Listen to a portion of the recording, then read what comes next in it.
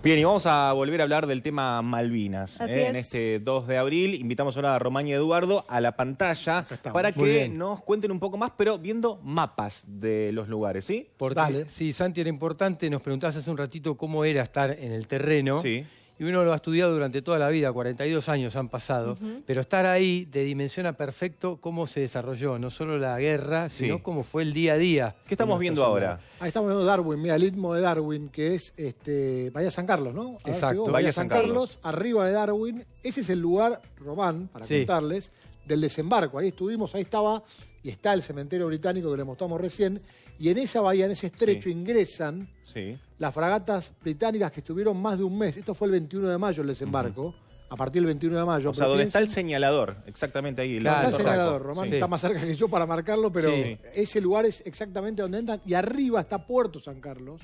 Si ven arriba del estrecho, como una muequita más que se ve, los argentinos en principio creían que no había calado para que los barcos ingleses y británicos en general entren en esa zona, y además pensaban que había minas, por eso enviaron primero un par de escuadras para ver que no haya minas, los barreminas famosos, y después de eso se meten allí finalmente el 21 de mayo, ¿no? Sí, exactamente. Eligieron ese lugar los ingleses a diferencia de lo que habían pensado los argentinos, los que se encargaron del plan estratégico, porque era alejado y les daba tiempo para agruparse bien y llegar con tiempo a Puerto Argentino. Acá en la foto esta que se ve aquí es donde está el cementerio británico. Lo vimos hace un ratito en el informe. Acá se ve perfecto. Entonces, ¿dónde eligieron ellos algo más dejar a sus caídos? Para marcar de este lugar que es tan importante en la guerra, y teniendo en cuenta la actuación de las Fuerzas Aéreas Argentinas, se llamó el Paseo de las Bombas a toda esa zona del estrecho, porque ellos ingresan con todas las fragatas en el medio, como ven ahí donde dice San Carlos, y desde allí van mandando sus lanchas de desembarco, ¿no? Los lanchones. Pero,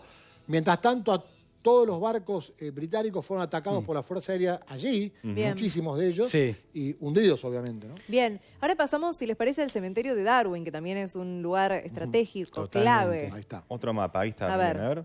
Por eso hablábamos de la distancia que había con San Carlos. Ven, San Carlos queda ahí arriba. Sí. Y desde allí las tropas... Señalalo. ¿Dónde ¿Me acerco hasta ahí? Acércate, me marco, permiso. Permiso, director. Permiso. Este lugar de acá, que marca el cementerio de Darwin, es en realidad poquitito más acá. Es en el Istmo. ¿Ven que hay como un pedazo de tierra que une? Que une la misma isla Soledad. Bueno, en realidad acá está el cementerio. Esto está marcado, obviamente, a nivel general. Y toda la batalla de Goose Green es en este lugar de acá. El famoso Istmo de Darwin, por eso se llama, vuelvo al lugar, el cementerio de Darwin, que no es exactamente Darwin, sino el Istmo, es parte de... Desde ahí arriba bajaron más de 30 kilómetros caminando los del paracaidistas del Regimiento 2 para atacar a la guarnición argentina que estaba en ese lugar. Y justamente se eligió ese lugar que fue tan emblemático, como explicamos hace un ratito, para erigir justamente el lugar de recuerdo de los argentinos y donde después el empresario Ernequian, se pudo desarrollar mejor. Lo dejó como está hoy en día. ¿Podemos ver otro mapa más, chicos? ¿Les parece? Por supuesto. A ver, tenemos ahora el mapa de Monte Dos Hermanas. Bueno, este es uno de los lugares más emblemáticos de la guerra porque allí se dio una gran baja de soldados británicos por parte de los argentinos. Alrededor de 100 cayeron allí. Y es uno de los puntos donde también los argentinos esperaban el ataque desde otro lado. No se esperaba finalmente de donde vino, que fue de oeste. Ahí arriba se puede ver en la fotito, ven acá arriba mío, dos picos, por eso Dos Hermanas son muy parecidos, Two Sisters en inglés. Bueno, ese lugar fue defendido también muy bien por los argentinos el tiempo que tuvieron municiones. Vuelvo siempre sobre las municiones. Si uno algo un poco de la guerra, fundamental en la guerra, claro. Que en un momento se quedaban sin y no había recambio. ¿Por qué? A ver, me voy a animar a meterme para que se entienda, porque cuando uno va lo entiende mejor. A ver. ¿Qué hacían las tropas británicas para que se entienda? Acá vemos Monte Dos Hermanas, que fueron los primeros más cerca de Montequén. Primero Montequén lo toman rápidamente los británicos, pero acá, en toda esta zona, aquí debajo, se ubicaban las fragatas británicas. Esto es muy interesante de entender. No solo lo que le dije recién de San Carlos para el desembarco, sino que para atacar estaban acá y acá. Y el portaaviones Invencible estaba lejos, a casi 100 kilómetros. ¿Pero qué hacían las fragatas? A una distancia de 30 kilómetros bombardeaban permanentemente esta zona. Es decir, se ponían en toda esta zona y bombardeaban, ¿ven? Desde acá hacia la zona argentina, que tenía una capacidad de 10 kilómetros para llegar. ¿Cuál es la diferencia entre la artillería Argentina y la naval británica, que los argentinos con sus cañones 105 milímetros, si podían llegar 10 kilómetros. Los británicos llegaban 25, entonces las fragatas se ponían en una distancia o equidistante del lugar para atacar sin ser alcanzados por el batallón argentino de tierra. Eso hizo que permanentemente los bombardeen durante 40 días. Día y noche. Claro, día y noche. Permanente, Bien, permanente bien. para... Un poco para entender rápidamente, turbar ¿no? a los argentinos Perfecto, de manera exactamente permanente. Casi 100 británicos, perdón, agrego lo que decía Román, murieron en las batallas de Harriet, justamente de 2 hermanas y de Harriet, entre esos dos. Bueno, y hablando de Harriet, justamente, ¿no? claro, vamos a pasar entonces al monte de Harriet, ahora para ubicar a dónde quedaba. Bien. Perfecto, fíjense la distancia en este caso con Puerto Argentino. Aquí en el mapa lo que decía antes, uno cuando estudio las batallas o puede hablar con excombatientes estando acá en esta parte del continente, uno no se dimensiona exactamente cómo son las islas, más allá del clima, que recién veíamos pastizales, el viento helado y el frío que hizo en ese momento, pero desde aquí, de Harriet, a Puerto Argentino tiene vista, no necesita usar nada que sea tecnológico para tener visión justamente de lo que es el puerto argentino. O sea que estaban a una distancia considerable y así se armó la defensa argentina. En los montes meter distintas guarniciones de soldados de las distintas fuerzas para defender lo que era para los argentinos justamente el punto más importante. Te agrego algo, Santi, Lu, que está bueno que lo decía Román. De Harriet, ¿no? Sí. Esto que marcábamos recién. Veían muy bien los correntinos de Montecaseros lo que pasaba en esta zona. ¿Qué es esta zona? La zona de Bahía Agradable. Exacto. ¿Por qué aclaro esto? Porque ahí entra, para acelerar la guerra, la tropa británica con el Sir Galahad, que es uno de los informes que mostramos, que ingresa por acá con la Guardia Galesa. ¿Qué hacen los de arriba de Monte Harriet? Los ven con binoculares, le avisan a la guarnición Puerto Argentino, que a su vez llama a Río Grande, perdón, Río Grande es la base aeronaval, llaman a Río Gallegos y salen de allí los aviones de la Fuerza Aérea Argentina, los Mirage, por ejemplo. ¿Para qué? Para atacar directamente al Sir Galahad. 50 galeses murieron en ese ataque. Era un desembarco que se agregaba al que ya habían hecho en San Carlos. Es decir, mientras los británicos cruzaban la isla, ellos querían desembarcar por acá también para acelerar. El desenlace fue el 8 de mayo. Perdón, el 8 de junio. El 8 de junio. Y quería marcarlo porque Monte Harriet sirvió también como un vigía, ¿no? Bien, último detalle. De eso, ese llamado que dice Edu recién se hace con cable de teléfono, de líneas que son eternas, que llegaban de Puerto Argentino hasta los distintos montes. Estaban conectados por un llamador y así de esa manera se comunicaban. Bien, bueno, si les parece, pasamos al próximo informe, que es muy interesante y donde tuvieron la oportunidad de hablar con Lisa Watson, que es editora del Penguin News, que es, bueno, es el único medio que está allí en las Malvinas. Sí, es el histórico, fundado en 1979, era un diario que estaba en funcionamiento el día del desembarco argentino, y bueno, tuvimos la posibilidad de conversar con ella. Bien. Y justamente habló de diferentes temas. Lo vemos. A ver.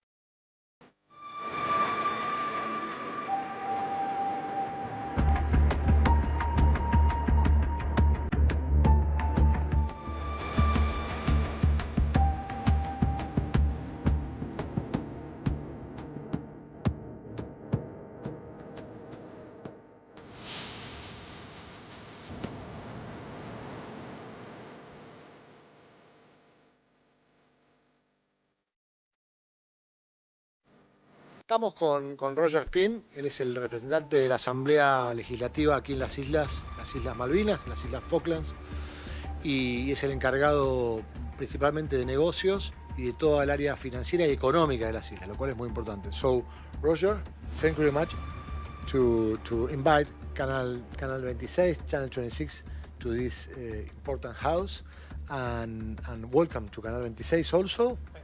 We are all around Argentina and South America also. And we want to know first how it was your history here in the Falklands. How is your personal history here? You arrived like 35 years ago? 38. 38 years ago. 38 years ago, yes. Yeah. In 1986, I came to the Falklands, having been born in Hong Kong and brought up in United Kingdom. Yeah. But what do you think about the maybe commercial expectative that we could have between the island and the continent, between Argentina and Falklands? Maybe thinking about, the fishing or the seas or the commerce. We have meat, we have wine, we have whatever, and we didn't see nothing about of food from Argentina in here. What do you think about that? Maybe that we could change or not? I think people in the islands distrust Argentina. I think there has to be a period to rebuild any trust in Argentina. I think people are very cautious of doing business with Argentina because of the fact we had a flight to Sao Paulo that was then withdrawn. It's almost, you tend to try and punish the people of the Falklands every now and again. So I think there is very little trust from the people of the Falklands in doing business with Argentina. That isn't a result of actions by the people in the Falklands. That's as a result of the actions of your government. And I think people in Argentina need to understand that I think there's zero trust at the moment from people in the Falklands, understandably, because of the actions that you have undertaken. And therefore it's going to take a period for us to rebuild any trust in doing business with Argentina. Bueno, estamos aquí en la sede central del Penguin News, el histórico diario británico, en realidad el histórico diario de la Falkland Island, para nosotros las Islas Malvinas, aquí en la redacción que está desde 1979. Esta introducción la hago porque nos atendió gentilmente Lisa Watson, que es la editora, Román, en Así general. es. So Lisa, first, thank you very much for this interview and welcome to Canal 26. This is a national channel in Argentina and in all around South America. And okay, we want to speak some things about your life and the life here in the Falklands. And how do you feel in here? You were born here, no?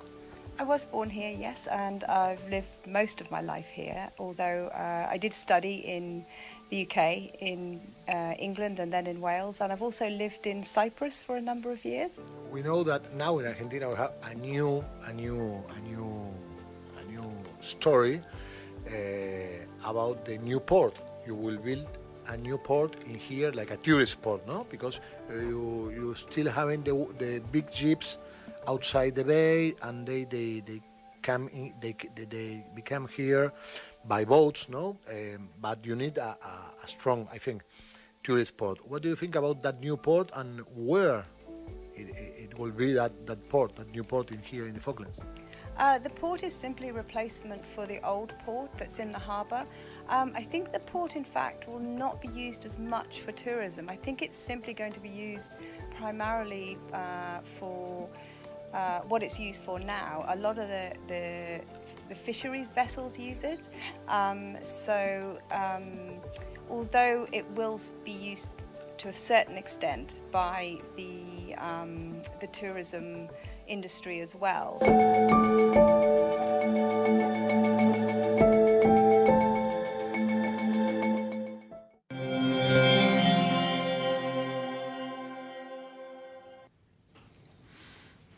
Bueno, ahí sobre el final del informe veíamos, ¿no? La redactora del único diario, sí, el Penguin News, así se llama, ¿no? Exactamente. Penguin News. Y al principio estaba Roger Pink, que es un miembro de la asamblea, que es el son que maneja 8, la economía, ¿no? En la isla. Economía y política. Ajá. Son 8 es como un consejo deliberante de alguna intendencia del conurbano, Sí. pero allí tienen un gobernador que lo pone la corona británica y ellos tienen la posibilidad de elegir sus miembros, que bueno, justamente tuvimos la posibilidad de conversar con uno de ellos. No nos alcanzarían 2 o 3 programas de estos, pero hay muchas internas sí, para contarles de lo que pasa en las islas entre ellos, ¿no? Ajá. Entre el que maneja Por la ejemplo, economía. Lisa es entre bastante todos. crítica del gobierno local, por mirá. incendios que hubo también, Ajá. pasó de todo. Mirá. en las- y pasa. Pueblo Bueno, chico, para otro enfermo, capítulo enfermo. Sí, tenemos más sí, información, porque claro. obviamente cuando vuelven de un lugar tan emblemático como las Islas Malvinas, tenés un montón de información Claro. para contar. Bueno, vamos a ver un último informe que tiene que ver con otro lugar clave, Monte Tumbledown.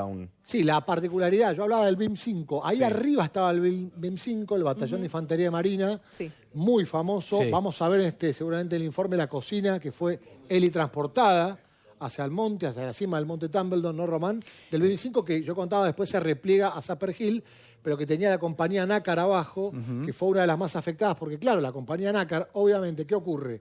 Estaba más abajo y es sorprendida y es la primera línea de fuego de Tumbledon, que fue el último monte de batalla, ¿no?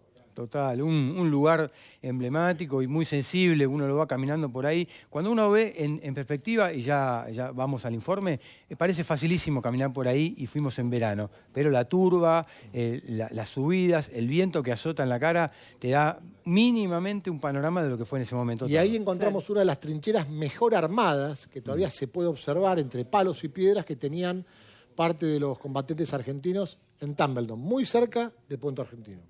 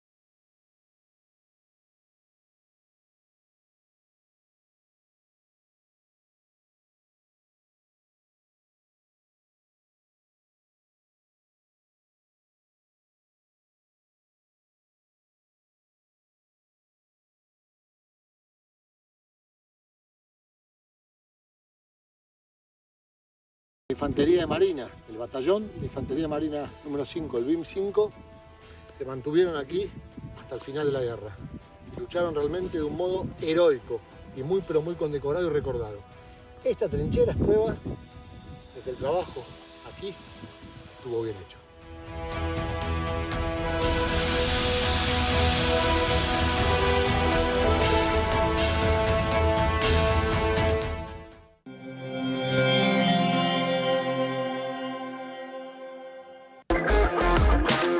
RAM acompaña un año más el Enduro de Verano. Se trata del evento que nuclea a motocross y cuatriciclos en este contexto, digamos, natural, donde la arena es el territorio y es, te diría, el evento, uno de los eventos más importantes a nivel global y a nivel regional. Estamos hablando de una convocatoria superior a los 200.000 personas.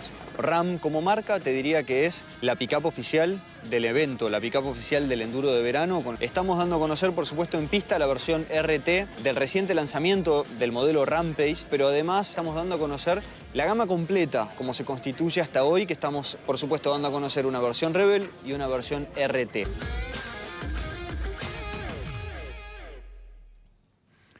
Bueno, impresionante, todo lo que vimos con Román y con Eduardo desde las Islas Malvinas, este último informe del monte Tumbledown, en donde, chicos, ya para ir cerrando, se veían hasta todavía los cráteres que quedaron de las bombas que cayeron en el lugar, ¿no? No, es el registro histórico indeleble, que en la turba, lo que hablábamos hace un ratito de los bombazos, de los cañonazos de 30 kilómetros, eran permanentes de día y de noche para amedrentar, obviamente para bajar a los argentinos, claro, pero también para amedrentarlos. Cuando ves los cráteres te das cuenta de lo que pasaba, ¿no? Fueron desde mediados de mayo en adelante, desde el 1 de mayo en adelante, hasta que terminó la guerra, sí, un asedio permanente de las fragatas británicas tirando bombazos para interceptar y para también sacar, como decían ellos, ¿no? Sacarlo de los pozos. Sí. Algunos dicen sacarlos, otro era directamente no dejarlos dormir, pero en definitiva eso es la guerra, ¿no? Bien, bueno, muy interesante los informes. Por felicitaciones. Supuesto, gracias. Felicitaciones, los pueden encontrar en el canal de YouTube, en Canal 26, allí pueden ver los informes muy interesantes a propósito de este día tan particular. Gracias, Román, gracias, Eduardo. Gracias a ustedes por recibirnos, un placer. Un placer. Bueno, y felicitaciones por el trabajo.